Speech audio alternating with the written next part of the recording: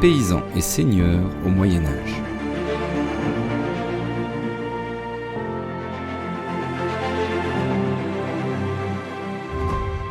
Bonjour à tous. Savez-vous où vit 90% de la population du Moyen Âge ? À la campagne. La terre représente en effet la principale source de richesse et de pouvoir. La terre est travaillée par les paysans, mais elle appartient aux seigneurs. Ceux-ci sont reliés par un système de fidélité et de relations sociales que l'on appelle la féodalité. Paysans, seigneurs, travaux des champs, allons donc à la découverte de ces sociétés rurales qui constituent le cadre de vie principal au Moyen Âge. Bon, une précision pour commencer. Le Moyen Âge, c'est 1000 ans environ. Donc, de quelle période allons-nous parler plus particulièrement ? Du milieu de cette période, entre le XIe et le XIIIe siècle, un temps que les historiens appellent logiquement le Moyen Âge central. Et justement, à cette époque, les choses changent dans les campagnes. Les surfaces cultivées augmentent considérablement, on défriche largement les forêts, on assèche les marais. Les domaines des seigneurs, qu'ils soient seigneurs laïcs ou seigneurs ecclésiastiques, s'agrandissent. Ce sont eux, les propriétaires terriens. Leurs domaines sont ce que l'on appelle logiquement encore les seigneuries. Il s'agit de terres plus ou moins vastes, réparties souvent entre plusieurs paroisses. Alors la seigneurie, c'est aussi le domaine sur lequel s'exerce l'autorité du seigneur, ce que l'on appelle le ban, et qui s'exerce généralement sur une distance d'une lieue, habituellement, d'où l'origine d'ailleurs du nom banlieue. Alors ce seigneur a un pouvoir de justice sur ses terres et peut condamner par exemple au pilori un paysan qui se serait mal comporté. Mais le pouvoir du seigneur est surtout économique. Propriétaire des terres, il est aussi propriétaire des équipements collectifs, comme les fours ou les moulins. Cela lui octroie des bénéfices importants.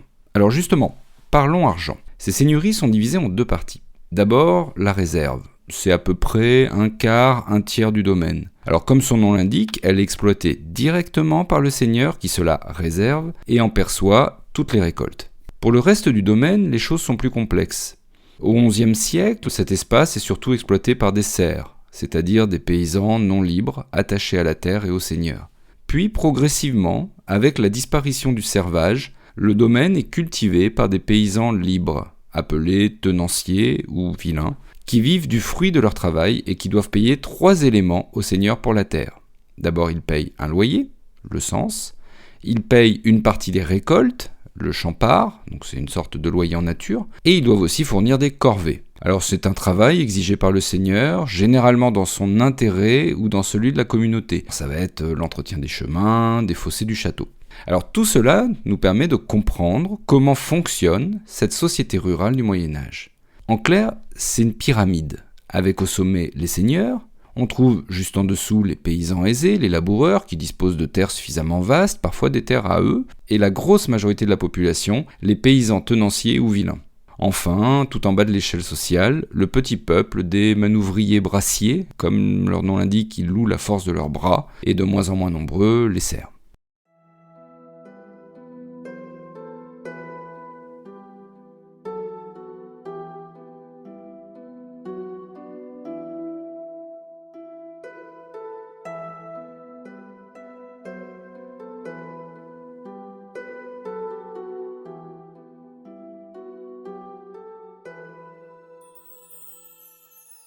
Dans les seigneuries, la vie agricole évolue avec le rythme des saisons.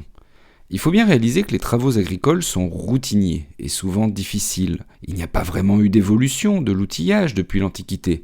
On cultive toujours à la houe ou à la bêche. Non, la grande nouveauté à partir du XIe siècle, c'est l'utilisation de plus en plus fréquente du fer, ce qui assure des outils plus solides. Les techniques aussi évoluent avec le passage à ce que l'on appelle l'assolement triennal. C'est une constatation issue de l'expérience.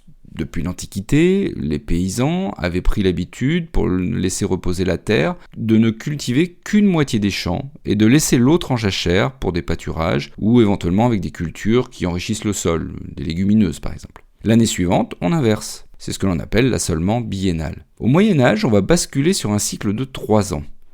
Pour un même champ, des céréales la première année, des légumes la deuxième année, avant que le champ soit laissé en jachère la troisième année.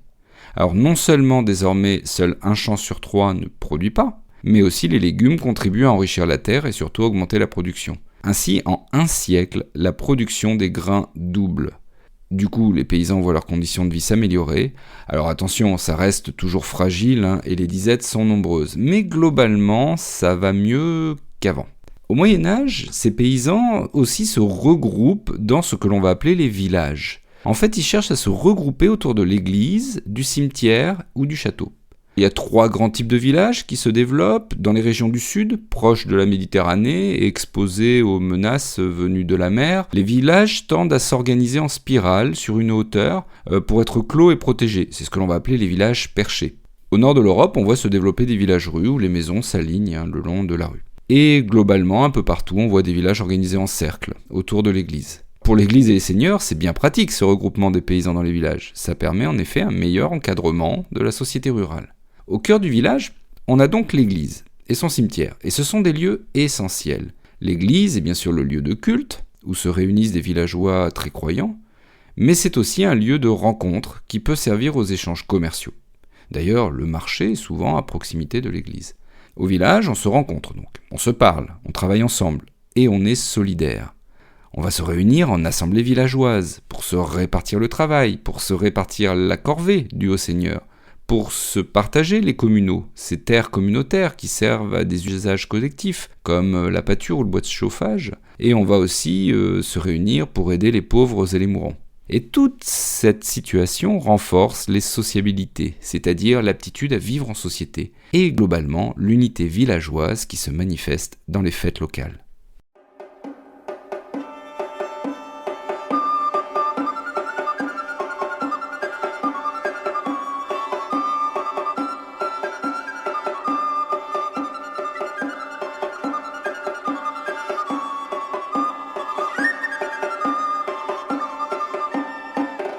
Au sommet de l'échelle sociale se trouvent donc les seigneurs. Depuis le IXe siècle, le roi ne dispose plus vraiment d'une autorité absolue sur ces sujets. Par exemple, il ne peut plus vraiment nommer les fonctionnaires royaux comme à l'époque de Charlemagne.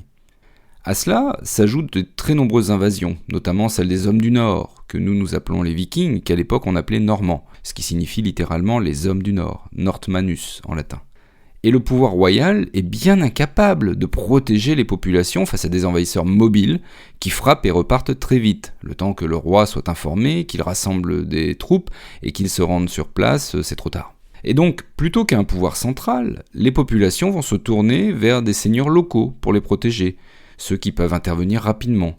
Et cet affaiblissement du pouvoir royal va développer d'autres liens entre seigneurs, des liens d'homme à homme basés sur des serments de fidélité. En échange d'une terre, que l'on appelle un fief, un homme, que l'on va appeler le vassal, va donc jurer fidélité et assistance militaire à un seigneur plus puissant que lui, que l'on appelle le suzerain. À la fin du XIe siècle, tous les rituels qui établissent ce contrat de vassalité sont en place. C'est la cérémonie de l'hommage. Alors généralement, elle commence par le vassal qui se met à genoux devant son seigneur, il lui tend ses 2 mains, c'est l'hommage. Parfois, généralement, il y a un baiser de paix. Et ensuite, le vassal fait son serment de fidélité, souvent sur des reliques. Bah oui, ça donne un caractère sacré à la chose. Et à la fin de la cérémonie, le vassal reçoit de son suzerain un cadeau. Alors ça va être un anneau, un signe d'union, un étendard, la couleur du seigneur, ou éventuellement une motte de terre qui symbolise le fief. Alors le vassal peut généralement transmettre son fief à ses enfants à partir du moment où il respecte ce serment de fidélité. Parfois aussi, certains vassaux prêtent plusieurs serments de fidélité à plusieurs seigneurs. C'est ce que l'on appelle un hommage multiple. Et alors, ce serment de fidélité est essentiel dans la relation. Si jamais le vassal se montre félon, c'est-à-dire qu'il trahit ce serment de fidélité, les fiefs peuvent être confisqués ou repris. Le roi anglais, Jean sans Terre, en sait quelque chose, puisque le roi de France, Philippe Auguste, va lui confisquer tous ses fiefs au XIIe siècle, ses fiefs français. Ce fonctionnement de vassalité se reproduit ensuite dans une organisation pyramidale. Ainsi, un suzerain est généralement lui-même vassal d'un seigneur plus puissant que lui. Et cela se retrouve ensuite à tous les niveaux où chaque seigneur est généralement suzerain et vassal. Au sommet de la pyramide, celui qui n'a pas de suzerain au-dessus de lui, c'est le roi. Puis viennent les grands seigneurs, les ducs, les comtes, qui sont les vassaux directs du roi. Et puis divers vassaux selon les échelons de la pyramide. Et tout ce groupe hiérarchisé de vassaux et de suzerains constitue ce que l'on appelle la noblesse. En cas de guerre, le roi va convoquer l'ost. Il appelle ses vassaux à l'aide. Ces vassaux appellent à leur tour leurs vassaux, qui appellent leurs vassaux, etc. Et c'est ça qui constitue l'armée médiévale. L'engagement militaire, attendu par les vassaux, fait d'eux des chevaliers. Alors le chevalier, il faut bien comprendre que c'est en fait une création de l'Église. Ce modèle de combattant est façonné par l'Église, qui entend bien diffuser une image d'un guerrier parfait, un bon chrétien, respectueux des faibles. D'ailleurs, les valeurs des chevaliers, le courage, la loyauté, la fidélité, l'honneur, sont des principes chrétiens. Ce sont aussi des valeurs attendues d'un bon vassal.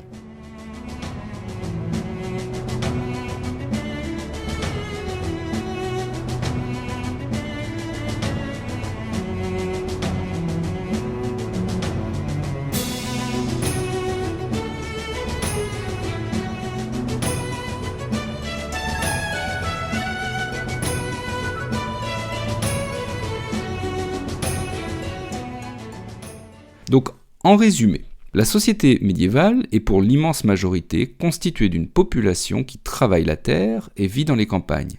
Ce monde des campagnes se transforme avec le développement des villages, avec les relations qui s'établissent entre les hommes, notamment entre le rapport dominant-dominé, seigneur, paysan, les rapports verticaux dans le cadre de la vassalité.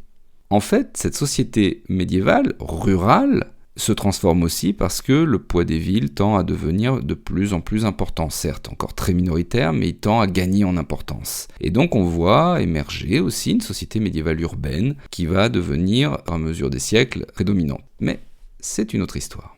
Si vous avez aimé cet épisode, n'oubliez pas de laisser une note ou un commentaire sur votre plateforme de podcast, alors notamment Apple Podcast où c'est le plus visible. Alors ça permet de faire connaître davantage le podcast à des nouveaux auditeurs. Et n'hésitez pas aussi à rejoindre les pages du podcast sur les réseaux sociaux, sur Twitter, sur Facebook, Instagram, vous trouverez tous les liens dans le descriptif de l'épisode. Et à très bientôt pour une nouvelle page d'histoire.